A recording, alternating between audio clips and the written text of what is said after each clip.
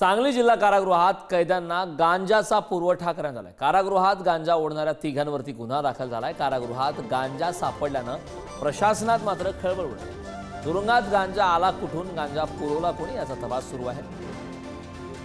कारागृहात गांजा ओढणाऱ्या संदर्भातला आता तपास सुरू आहे।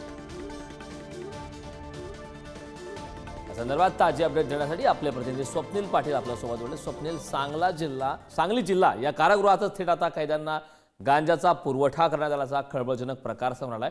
हा गांजा नेमका कुठून आला याचा शोध घेतला जातोय। काय सविस्तर माहिती आहे, याबाबतची नेमकी माहिती पोलिसांना कशी मिळाली?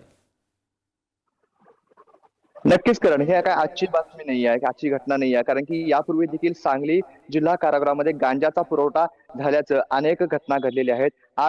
काल देखील सांगली कारागृहाच्या बॅरॅक नंबर 3 जवळ असणाऱ्या स्वच्छतागृहामध्ये 3 संशयित गांजा ओढत होते। या ठिकाणी असणारे जे सुभेदार आहेत आणि शिपाई आहेत यांच्याकडून कारागृहाची जी सुरक्षा आहे याची तपासणी केली जात होती। काल दुपारी जेव्हा हा राऊंड घेतला जात होता त्यावेळी बॅरॅक नंबर 3 मधले जे सराईत गुन्हेगार आहेत ते नसल्याचं पाहावयास मिळालं आणि त्यानंतर तपासणी केल्यास तिघेही स्वच्छतागृहामध्ये आढळून आले। एका पाकिटाच्या रिकाम्या पाकिटाच्या ज्या ह्याच्यामध्ये गांजा भरून तो गांजा ओढला जात असल्याचं तिघांकडून निदर्शनास आलं, परंतु गांजा कुठून आला हे मात्र तिघांनी सांगितलेलं नाही आहे। हा गांजा पोलिसांनी जप्त केलाय। अर्धवट जळालेल्या अवस्थेमध्ये हा गांजा आता कारागृहाला मिळाला होता आणि तो कारागृहाने पोलिसांच्या ताब्यात दिलेला आहे। या तिघांच्या विरुद्ध देखील आता गुन्हा दाखल करण्यात आलेला आहे, परंतु यापूर्वी देखील बॉलमधून तसेच दारूच्या रिकाम्या बाटलीमधून कारागृहाच्या बाहेरून कारागृहाच्या आतमध्ये गांजा फेकल्याच्या घटना घडल्या होत्या। यापूर्वी देखील अशा प्रकारचा गुन्हा देखील दाखल झाला होता, परंतु आपण जर पाहिलं तर हे सुरक्षेच्या दृष्टीने अत्यंत धोकादायक असल्याचं पाहावयास मिळतंय, कारण की याच कारागृहामध्ये पुण्यातील सराईत गुन्हेगार देखील। खूप खूप धन्यवाद या महत्त्वपूर्ण अशा माहितीसाठी।